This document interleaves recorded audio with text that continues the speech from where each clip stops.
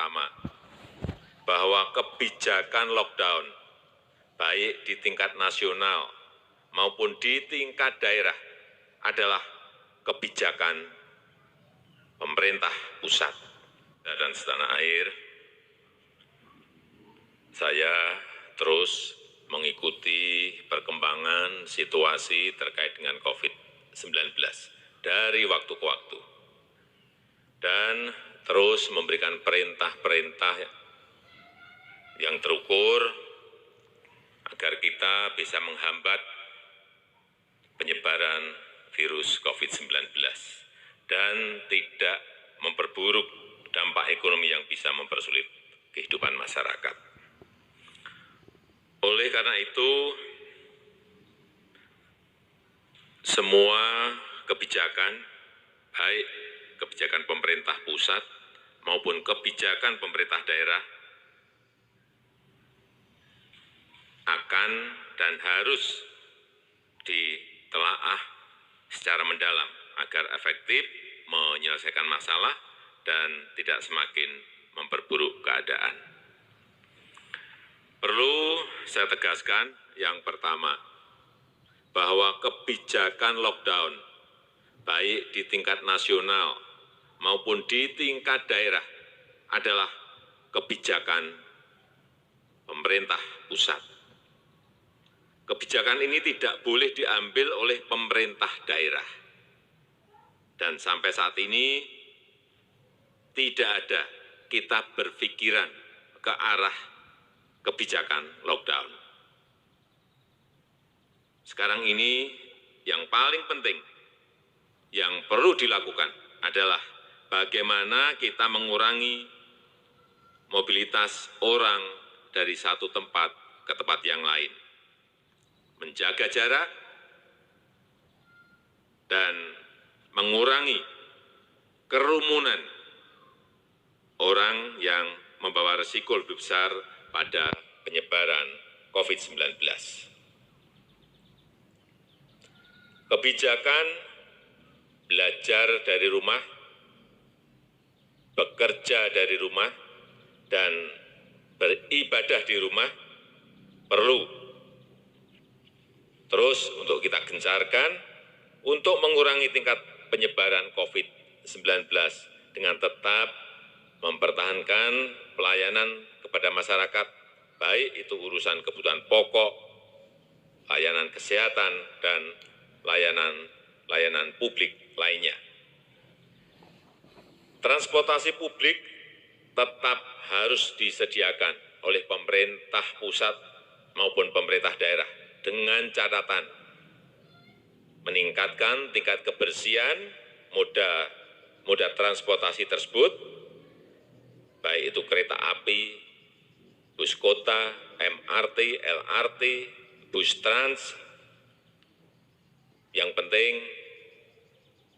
bisa mengurangi tingkat kerumunan, mengurangi antrian, dan mengurangi tingkat kepadatan orang di dalam moda transportasi tersebut, sehingga kita bisa menjaga jarak satu dengan lainnya. Yang kedua, semua kebijakan besar di tingkat daerah terkait dengan COVID-19 harus dibahas terlebih dahulu dengan pemerintah pusat. Untuk mempermudah komunikasi, saya minta kepada daerah untuk berkonsultasi membahasnya dengan kementerian terkait dan Satgas COVID-19. Yang ketiga, untuk menghindari kesimpang siuran informasi yang disampaikan kepada publik, saya juga minta agar Satgas COVID-19 menjadi satu-satunya rujukan informasi kepada masyarakat. Terakhir, saya mengajak untuk cuci tangan yang bersih, tetap belajar, tetap bekerja, dan tetap beribadah. Solidaritas masyarakat adalah modal sosial kita yang penting untuk menggerakkan kita bersama-sama melawan COVID-19 ini. Saya rasa itu yang bisa saya sampaikan pada kesempatan yang baik ini. Terima kasih. Wassalamualaikum warahmatullahi wabarakatuh. Pak, izin terkait belajar dari rumah, bekerja dari rumah yang Bapak maksud itu sebenarnya apa? Dan kenapa pemerintah tetap memilih untuk tidak melakukan lockdown? Makasih, Pak. Iya, ini sudah dimulai pada hari ini. Mendikbud telah memanajemen ini, mengkoordinasi ini, sehingga hari ini kita mendapatkan bantuan gratis untuk belajar lewat online dari Ruang Guru, dari Zenius, dari Google, dari Microsoft, dari Quiver, dari sekolahmu, dan dari kelas pintar. Artinya ini sudah berjalan pada hari ini. Kita ingin mengajak agar guru juga mengarahkan ke sana dalam 2 minggu ke depan. Sehingga betul-betul belajar dari rumah ini bisa efektif. Kalau ini bisa efektif, saya yakin akan mengurangi banyak sekali mobilitas para pelajar, mahasiswa, dan mengurangi penyebaran COVID-19. Izin Pak, untuk daerah yang sudah menetapkan belajar di rumah, bekerja dari rumah, itu nanti evaluasinya seperti apa Pak? Apa akan nanti dievaluasi langsung oleh Bapak atau dengan melalui menteri-menteri terkait Pak? Terima kasih. Ya, tentu saja menteri yang terkait, tetapi evaluasi itu juga akan terus saya ikuti.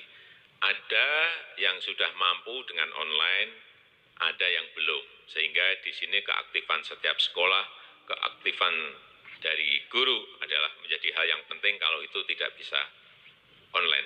Tetapi jangan sampai kita harapkan pelajar diliburkan, tetapi justru malah bermain ke warnet, bermain ke tempat-tempat yang banyak kerumunan orang. Saya rasa penjelasan seperti ini harus terus dilakukan.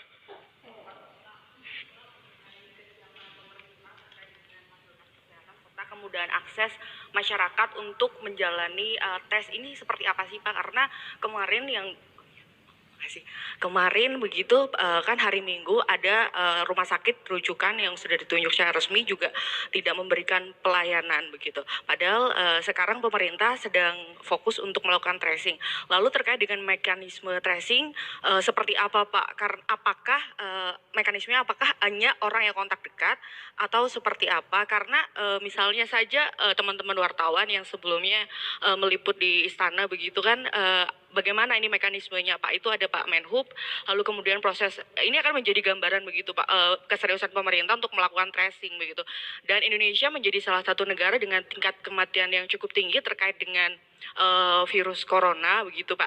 Nah, bagaimana Bapak melihat hal ini? Karena di negara tetangga kita misalnya Malaysia dan Singapura memang angkanya tinggi Pak yang positif COVID, tapi tidak ada yang meninggal, sedangkan di Indonesia ada yang meninggal. Mohon tanggapannya Pak terkait dengan hal tersebut. Terima kasih. Itu sangat teknis, nanti tolong ditanyakan kepada Menteri Kesehatan ataupun kepada Pak Ahmad Yuryanto. Ya. Pak, mengenai dari ini kan artinya bahwasannya tadi Bapak menyebutkan bahwa Satgas adalah satu-satunya pusat informasi. Apakah artinya nanti pemerintah daerah juga boleh memberikan informasi atau hanya melalui Satgas? Lalu kemudian apakah dengan ini kan kemarin Bapak putusannya adalah menyerahkan daerah untuk menentukan statusnya masing-masing. Boleh ya Pak ya?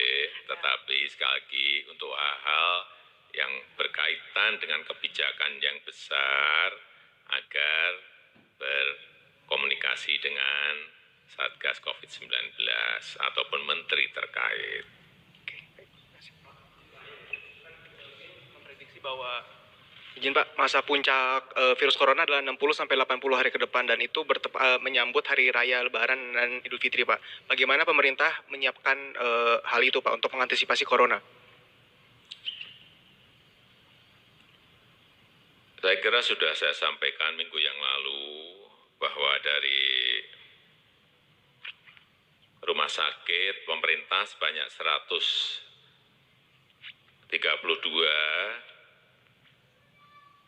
ditambah dengan 109 rumah sakit dari Rumah Sakit TNI, ditambah lagi dengan 65 rumah sakit dari Polri, plus rumah sakit dari BUMN. Ini masih dikalkulasi lagi, kalau itu tidak cukup, kita juga akan melibatkan rumah sakit swasta. Semuanya kita kerahkan dalam rangka ini.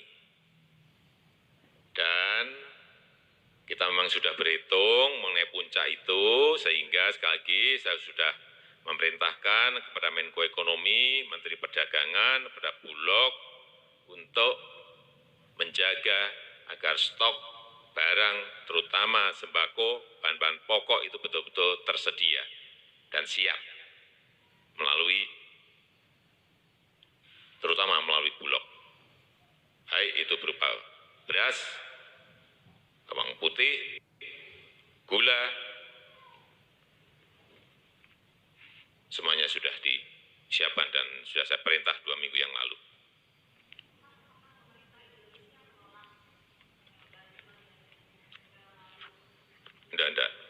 Enggak. Minggu yang lalu saat saya berkomunikasi lewat telepon dengan PM Lee Singapura mau bantu banyak kepada kita. Saya nggak ingat jumlahnya, tapi cukup banyak. Apanya?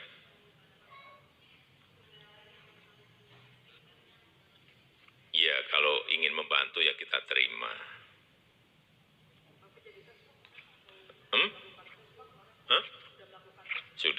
Saya sudah tes, Ibu juga sudah tes, hasilnya tanyakan ke yang ngetes. Ya, terima kasih, saya kira cukup.